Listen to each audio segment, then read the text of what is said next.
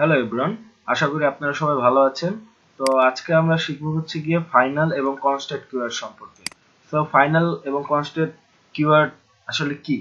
So final এবং constant keyword ব্যবহৃত হয় হচ্ছে কোনো ভেরিয়েবলকে সংজ্ঞায়িত করতে, যেটা একবার সেট হওয়ার পর আর কখনো এটা চেঞ্জ হবে না।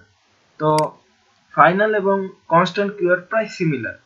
তো আপনারা যেমন জানেন কনস্টে আপনারা অনেক সময় ম্যাথে পড়ছেন, যেমন পাই, গ্র্যাভিটি, এগুলো কিন্তু একটা কনস্ট্যান্ট, একটা ম্যাথমেটিক্যালি একটা ভ্যালু আছে যেগুলো কিন্তু কখনো চেঞ্জ হয় না।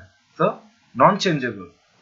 সো এই ফাইনাল এবং কনস্ট্যান্টের মধ্যে কিছু পার্থক্য আছে, যেটা হচ্ছে কনস্ট্যান্ট হচ্ছে আপনার কম্পাইল টাইমে রান হয়, আর ফাইনাল হচ্ছে গিয়ে আপনি ইনিশিয়ালি সেট করে দিলে রান টাইমে চেঞ্জ হবে, কিন্তু রান হওয়ার পর এরপর কিন্তু আর চেঞ্জ হবে না। সো আমরা প্র্যাকটিক্যালি এই কাজটা করে দেখি।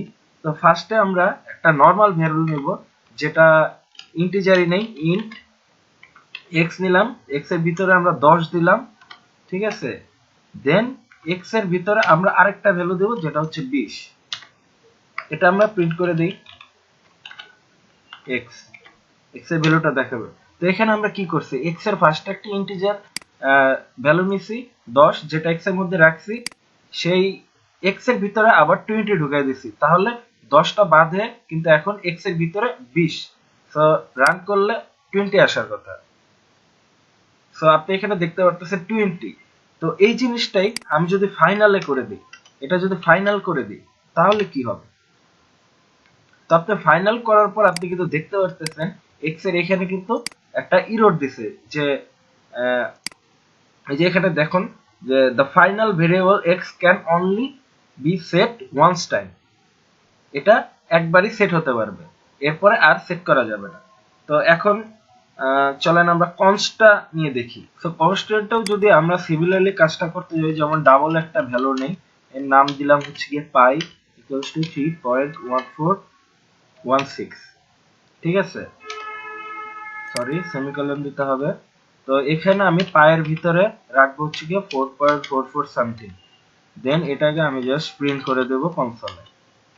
তো আমি যদি কনসোলে প্রিন্ট করে দেই, তাহলে আপনারা বুঝতেই পারতেছেন যে এখানে কিন্তু 3.1416টা দেখাবে না, 4.4 দেখাচ্ছে, দেখতে পারতেছেন। তো আমি যদি এটার আগে জাস্ট কনস্টটা অ্যাড করে দেই, তাহলে কিন্তু এখানে একটা ইরর দিবে যে আপনি এখানে আর constant variables can be assigned a value। দেন আপনি কিন্তু এখানে কনস্টে ডাবল ইনিশিয়ালাইজ না করলেও হবে ডার্টে, কারণ এটা ডার্ট অটোমেটিক বুঝে নেয়। তো এখন আসেন আরেকটা এক্সাম্পলে যাই, যেটা হচ্ছে ক্লাস সম্পর্কে যদি আপনাদের ধারণা না থেকে থাকে, তাহলে কোনো সমস্যা নেই, আমরা এটা পরে এটা আপনাদের আমরা বুঝাবো।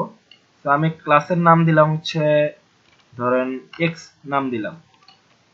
তো এইখানে যদি আমি একটা কনস্ট ভেরিয়েবল নিতে চাই, const py equals to 3.1416, তো এখানে কিন্তু ইরর দিতেছে, কনস্টটা নিতেছে না। কারণটা কি? কনস্ট্যান্ট 14 নম্বরে only static fields can be declared as constant, মানে আপনি যদি কনস্ট্যান্টটা ভয়েড মেইন ছাড়া অন্য কোনো ক্লাসে ইউজ করেন, তাহলে হচ্ছে আপনাকে, মানে ক্লাস লেভেলে ইউজ করলে আপনাকে স্ট্যাটিকটা দিতে হবে। তো স্ট্যাটিক দেওয়ার পর কিন্তু আমাদের ইররটা সলভ হয়ে গেছে।